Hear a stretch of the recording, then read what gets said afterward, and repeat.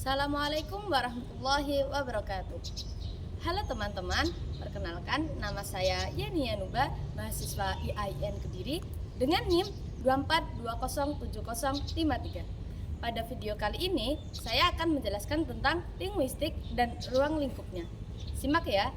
Linguistik adalah ilmu bahasa, kajian, atau telaah ilmiah yang tidak akan lepas dari bahasa manusia. Memiliki dua jenis, yaitu yang pertama ada linguistik umum dan linguistik khusus. Ada yang tahu apa itu linguistik umum? Linguistik umum adalah linguistik yang mempelajari semua kaidah bahasa hanya secara umum, tidak bahasa tertentu. Contohnya seperti bahasa sehari-hari. Yang kedua yaitu linguistik khusus. Linguistik khusus adalah linguistik yang mempelajari bahasa tertentu, bahasa yang spesifik, misalnya bahasa Sunda atau bahasa Arab. Biasanya kajian khusus dilakukan untuk bahasa dalam satu rumpun atau subrumpun. Contoh rumpun bahasa Austronia, Indo-Jerman merupakan contoh materi bahasa linguistik.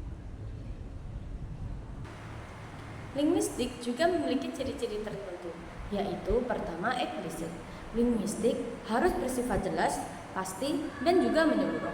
Lalu yang kedua yaitu sistematis, karena linguistik memiliki kaidah dan berpola.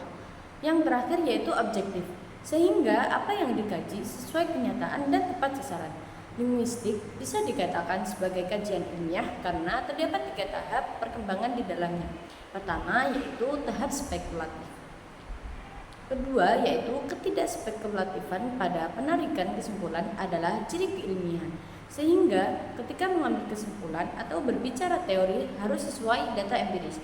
Hal ini juga penting dalam linguistik karena pakar yang ingin melakukan penelitian susunan kata bahasa secara spesifik harus menggunakan data empiris.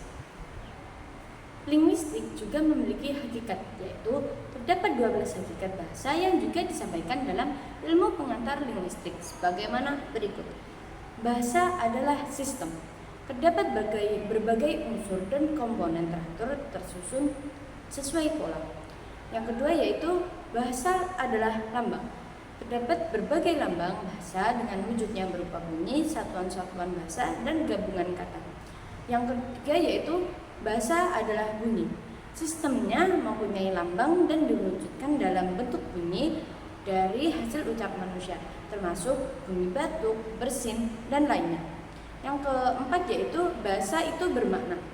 Berbagai sistem lambang maka mengacu pada konsep, pemikiran, maupun ide sehingga mempunyai makna. Bahasa itu arbiter. Bahasa itu berubah-ubah sembarang, tidak ada hubungan wajib antara konsep, pengertian dengan lambang. Kamu tidak bisa menjelaskan apa hubungan air dengan lambangnya, yaitu H2O. Bahasa itu konvensional. Penggunaan lambang sebagai suatu konsep tertentu bersifat konvensional. Maksudnya, anggota masyarakat bahasa harus patuh konvensi jika lambang tertentu dapat digunakan sebagai konsep tertentu. Misalnya, H2O adalah water. Dalam bahasa Inggris tujuannya agar komunikasi lancar. Yang selanjutnya yaitu bahasa itu produktif. Unsur-unsur bahasa itu selalu terbatas, tapi masih tercipta satuan-satuan bahasa yang tidak terbatas. Selanjutnya yaitu bahasa itu unik. Bahasa selalu mempunyai ciri khas spesifik sehingga masing-masing bahasa pasti unik. Yang selanjutnya yaitu bahasa itu universal. Tidak hanya unik, bahasa juga bersifat universal dengan ciri-ciri sama seperti bahasa lainnya di dunia. Yang selanjutnya yaitu bahasa adalah ujaran, sehingga bahasa punya bunyi terdiri dari konsonan dan vokal. Yang selanjutnya yaitu bahasa itu dinamis. Maksudnya, manusia terikat dan terkait dengan bahasa, dan kegiatan manusia itu tidak tetap, sehingga bahasa juga ikut berubah. Yang selanjutnya yaitu bahasa itu bervariasi. Latar belakang dan lingkungan yang berbeda membuat bahasa terbentuk bervariasi dan perbedaannya sangat mencolok. Yang terakhir yaitu bahasa itu manusiawi. Manusia membutuhkan alat komunikasi dan bahasa itulah yang digunakan sebagai milik dan hanya dapat digunakan oleh manusia.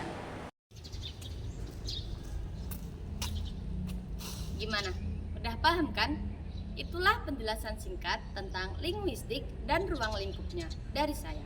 Apabila ada kurang jelasnya audio atau salah kata, saya mohon maaf yang sebesar-besarnya. Wabillahi taufiq wal hidayah. Wassalamualaikum warahmatullahi wabarakatuh.